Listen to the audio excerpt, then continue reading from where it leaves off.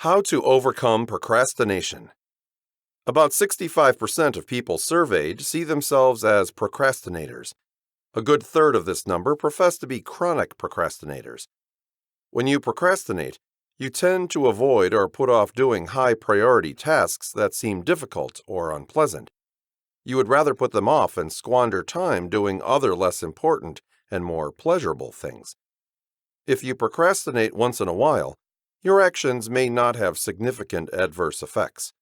However, if you make it a practice to procrastinate most of the time, the habit can have negative effects on your job, relationships, and self-esteem. Fortunately, there are specific things you can do to overcome procrastination and become more productive. Tips to overcome procrastination. You may find it easier to start working on important tasks instead of putting them off if you do the following. Don't wait for the right moment.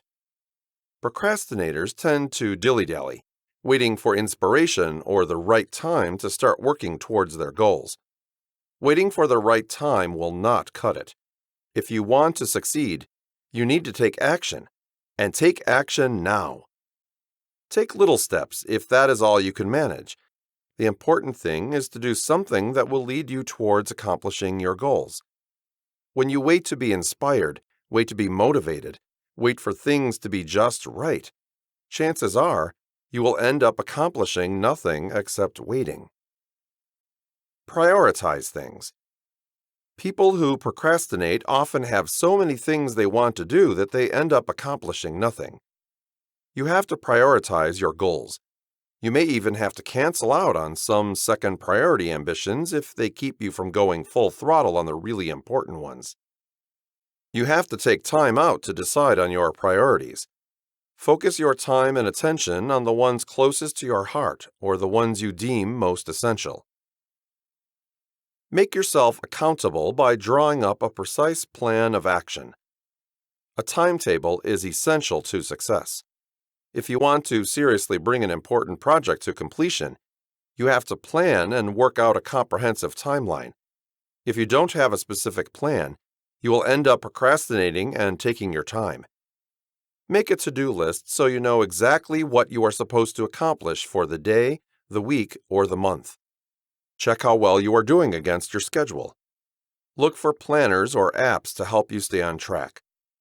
A precise and well-thought-out plan drives you to action. It keeps you on target.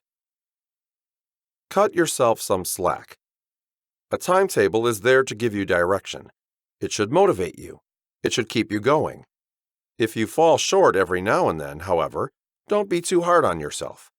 Failing to meet one task according to target doesn't mean that you're a complete failure. Learn from the experience. Don't feel dejected. Don't allow small failings to discourage you from trying to do better. Avoid distractions. You can fritter your time on things which are not essential, without even realizing what you are doing. Be mindful about where your time and energy go. Do you really have to spend hours on end on social media? Do you really have to go aisle by aisle when you go shopping? Determine what tasks help you achieve your goals, and stay focused on them. Take little steps. People fear failure and avoid things that may lead to it. This is one reason why people put off starting big, important, and time-consuming projects. If you find yourself hesitating to start something which you should be doing, ask yourself why. The reason may be because you are scared to fail. You may feel inadequate or insecure. If this is the case, break the project into manageable bits. You will feel less intimidated. Start small. Fix your attention on one easy step. Tackle just that. After you have accomplished it, take another small step. Move along, taking one small stride at a time. Before you realize it, you would have finished a considerable portion of the project. Use positive visualization. A lot of people procrastinate because they let their imagination stall them. They imagine having a hard time. They imagine failing. They imagine other people thinking less of them. Let your imagination work for you instead of against you. Imagine yourself successfully accomplishing your goals. Imagine how satisfying and empowering that feels. Imagine sharing your accomplishments with the people you care for. Thoughts of success will drive you to take great leaps. They will excite you. They will move you to start working on your goals right now. Celebrate small successes. Don't put off celebrating the small gains you make. Keep yourself going by giving yourself a pat on the back, even for small achievements. If you're planning to lose 25 pounds, celebrate every single pound that you lose. This will boost your self-esteem and drive you to lose more weight. Do not strive for perfect. Don't wait for the perfect timing. Don't wait for the perfect inspiration. Don't wait for things to work together in a perfect manner. There is no such thing. Waiting for perfect will leave you doing nothing and accomplishing nothing. In the same manner, don't hold yourself up to perfect standards. Just aim to finish. Fine-tune the result if you must, but after you get the result. Don't allow visions of perfection to hold you back. Make your space work in your favor.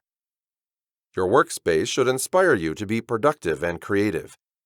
Research shows that a clean and organized workspace makes you more productive.